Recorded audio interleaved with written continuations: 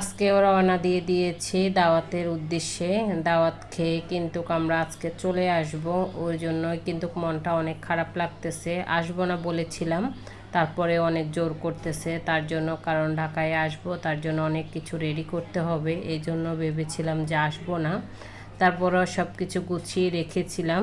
তো এখান থেকে দাওয়াতটা খেয়ে কিন্তু চলে যাব। আসসালামু আলাইকুম, সবাই কেমন আছেন? নিশ্চয়ই ভালো আছেন, আমরাও আছি ভালো। তার পাকে বাবা আসছিল গাছ থেকে কাঁচা আম নিয়ে, তো ওনার জন্য চা বানিয়েছিলাম, ওনাকে হালকা নাস্তা দিয়ে আমরা কিন্তু সেজে গুজে রেডি হয়ে চলে যাচ্ছিলাম দাওয়াত খাবো তার জন্য। তো এখান থেকে খেয়ে কিন্তু চলে আসব ঢাকার উদ্দেশ্যে, আজকে চলে আসব তার জন্য।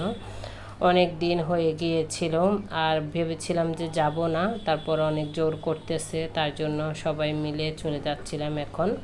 তো কাছাকাছি থাকার কারণে আসলে আসা হয়েছে, না হলে কিন্তু আসতাম না। তো ছেলের বাড়িতে চলে আসছি আর খাওয়া দাওয়া শুরু হয়ে গিয়েছে, কারণ এখানে আসার পরে কিন্তু কার লেট করিনি, খেয়ে কিন্তু চলে আসব। তার জন্য সব কিছু গুছিয়ে রেখে গিয়েছিলাম, একটু রেস্ট করে তাও চলে আসব তার জন্য। তো খাবার সবাইকে বেড়ে দিচ্ছিল, আর আমার সোনামণিটাও বসে গিয়েছে, ও লেগ পিস খাবে তার জন্য একটুও খায় নাই। তারপরেও দিয়েছিলাম যে একটু খায় কিনা, কারণ আমাদের সবার সাথে কিন্তু বসবে তার জন্য দিয়েছি, আর সবাইকে দিয়ে দিচ্ছিলাম। আর খাবারগুলো কিন্তু মজার ছিল, এই টমেটো ভর্তাটা অনেক মজার ছিল, রোস্ট খাসির মাংস। আমি কিন্তু খাসি খাই না, মেয়েও খায় না, তারপরেও একটু প্লেটে নিয়েছিল। তারপরে তোর ছোট আন্টিকে দিয়ে দিবে, কারণ ও খাসির মাংস খেতে চায় না।